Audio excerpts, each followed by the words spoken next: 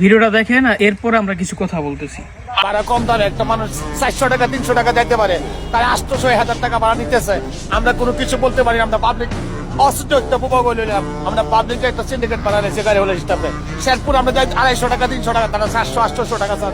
ময়মনসিংহ যাই মনে করেন আমরা 150 টাকা 150 টাকা, তারা ভাড়া চাই 400 টাকা 500 টাকা।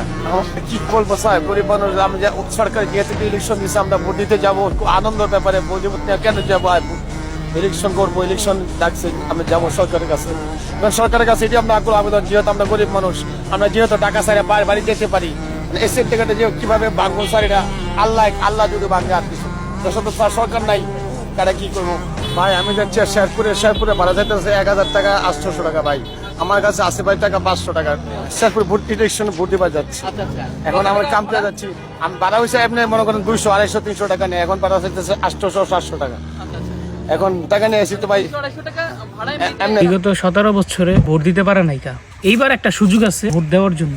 দেখেন এই যে মানুষ কান্না করতেছে, ভোট দেওয়ার জন্য কান্না করতেছে। এইবার ভোট দিতে যাবে অতি উৎসাহিত যে ভোট দিব, কিন্তু ভোট যে দিবে তার কাছে আছে 500 টাকা। এই 500 টাকা নিয়ে তিনি বাড়ি যাবে। ঢাকা থেকে বাড়ি যাওয়া পর্যন্ত আপনার ভাড়া হচ্ছে 150, 200, 250। সেখানে ভাড়া চাচ্ছে 800 টাকা।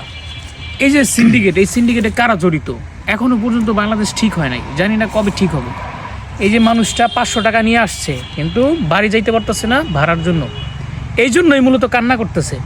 800 টাকা তার কাছে নাই, 800 টাকা দিয়ে তারপরে বাড়ি যাইতে হবে। এখন যেহেতু ভোটের সময় মানুষ যেহেতু আজকে 11 তারিখ, আজকে প্রচুর মানুষ আসবে দেশে, তো এই জন্য এই যে ঈদের সময় 2 ঈদ, কোরবানির ঈদ এবং রমজানের ঈদ এবং আরও কিছু উৎসব থাকলে সেই সময় মানুষ, এই যে বাস সিন্ডিকেট যারা গাড়ি চালক আছে, তারা প্রচুর ভাড়া নেয়। কেন এটা কেন নেয়? এই যে সিন্ডিকেটে যারা জড়িত আছে তাদের বিরুদ্ধে ব্যবস্থা নেওয়া উচিত। দেখেন এই লোকটা কিভাবে কান্না করতেছে। বিগত 17 বছরে ভোট দিতে পারে নাই, এইবার একটা ভোট দিবে, কিন্তু দেশে আসতে পারতেছে না ভাড়ার জন্য, এই জন্য কান্না করতেছে।